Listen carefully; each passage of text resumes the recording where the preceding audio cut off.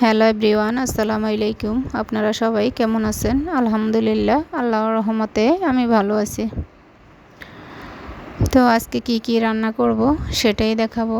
আজকে রান্নায় থাকছে ভেন্ডি দিয়ে, আলু দিয়ে, মাছ দিয়ে রান্না করব।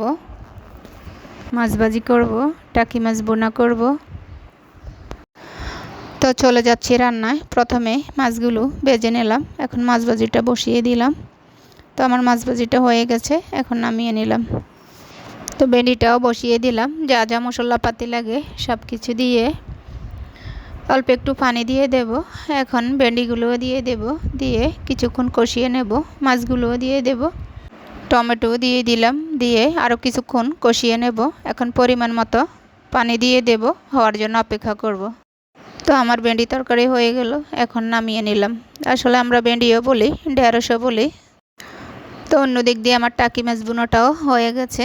তো ভিডিওটা আর বড় করব না। সবাই ভালো থাকবেন, সুস্থ থাকবেন। আল্লাহ হাফেজ।